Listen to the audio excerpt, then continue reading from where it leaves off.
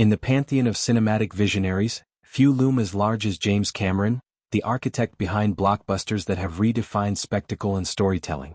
From the relentless pursuit of the Terminator to the oceanic odyssey of Titanic and the lush alien worlds of Avatar, Cameron's oeuvre is a testament to unbridled ambition fused with technical wizardry. Yet, beneath the surface of his triumphant filmography lies a trove of what-ifs, projects that slipped through his fingers, leaving tantalizing echoes of alternate realities. One such near-miss, the dinosaur-fueled juggernaut Jurassic Park, has long intrigued fans, and in a recent interview, Cameron peeled back the layers on why he believes his version would have veered into far darker, more visceral territory, an R-rated thrill ride he cheekily dubs Aliens with Dinosaurs.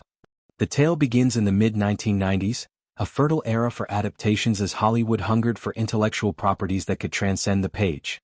Michael Crichton's 1990 novel Jurassic Park arrived like a thunderclap, blending cutting-edge genetic science with primal terror in a theme park gone catastrophically awry. Cameron, ever the voracious reader with an eye for high-concept gold, received the manuscript on a nondescript Friday afternoon. By Saturday he was ensnared, devouring its pages with the intensity of a man spotting destiny. The pivotal moment came midway through in a scene that crackles with claustrophobic dread.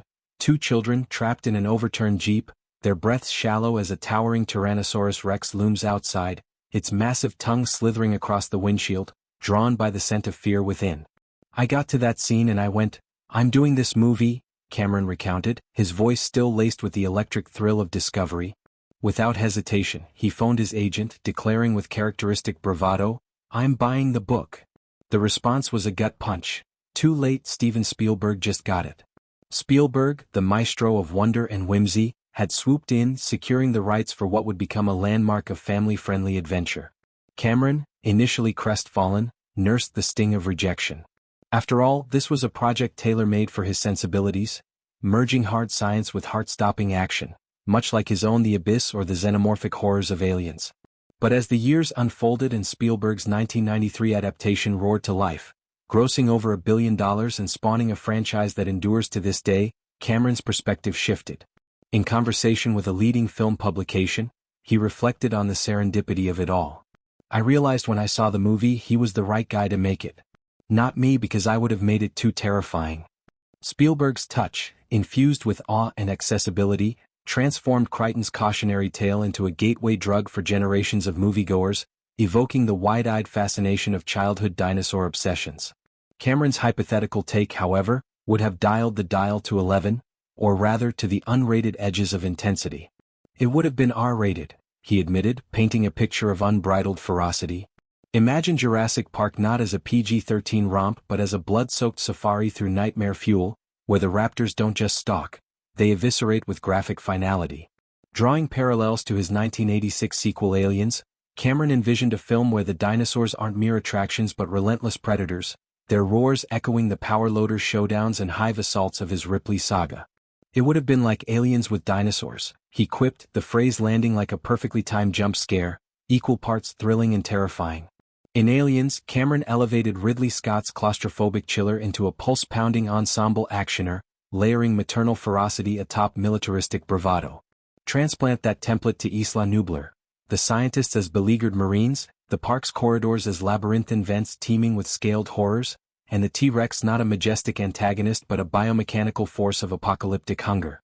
This R-rated lens would have amplified Crichton's core themes, hubris in the face of nature's fury, the ethical quagmires of genetic resurrection, with unflinching brutality. Spielberg's version, masterful in its restraint, balanced terror with tenderness. The kids' survival feels triumphant, their wonder intact amid the chaos. Cameron's, by contrast, might have plunged deeper into the abyss, exploring the visceral cost of playing God. Bloodied lab coats, severed limbs glimpsed in the underbrush, the wet crunch of jaws on bone. These would underscore the novel's indictment of unchecked ambition. Corporate overlords like John Hammond, played with avuncular charm by Richard Attenborough, could morph into more culpable villains, their boardroom machinations exposed in stark, profane dialogue. And the dinosaurs themselves? Rendered with Cameron's signature CGI prowess, think the photorealistic xenomorphs or the Nausica's fluid grace. They'd be less awe-inspiring relics and more eldritch abominations, their resurrection a Pandora's box of primal rage. Yet, Cameron's concession reveals a profound self-awareness, a director who knows the alchemy of audience connection. Which would have been super cool, he mused of his darker vision, but he made the version that would have spoken to me as an 8-year-old, when I thought dinosaurs were the coolest thing in the world. And that's the movie that should have been made. This nod to Spielberg's genius is laced with nostalgia, evoking Cameron's own boyhood raptures over fossil digs and museum skeletons. At 8, dinosaurs weren't monsters but marvels, gateways to paleontological dreams. Spielberg captured that innocence, ensuring Jurassic Park became a rite of passage, its iconic gates swinging open to invite families into shared exhilaration. An R-rated counterpart might have thrilled horror aficionados, perhaps earning cult status alongside The Thing, but risked alienating the very demographic that propelled it to cultural ubiquity. Delving deeper, this anecdote illuminates Cameron's directorial ethos, a relentless push toward immersion, often at the expense of comfort. His films demand emotional and sensory surrender. Titanic's icy plunge, Avatar's bioluminescent flights, forged in the crucible of innovation. Losing Jurassic Park freed him to helm True Lies that same year, channeling his action chops into a spy farce that still dazzles. It also spared him the franchise's serialized demands. While sequels have iterated on Spielberg's blueprint, Cameron's plate was already overflowing with oceanic expeditions and Pandora's expansions. Today, as he contemplates Avatar sequels that blend spectacle with ecological parable, The Aliens with Dinosaurs What If lingers as a delicious counterfactual, a reminder that cinema's greatest treasures often emerge from paths not taken. In the end, Cameron's reflection isn't regret but reverence, a bridge between rivals who elevated the medium. Spielberg's Park endures as a beacon of wonder, Cameron's Phantom version, a shadow realm of screams. Together they underscore film's infinite possibilities, one roar at a time.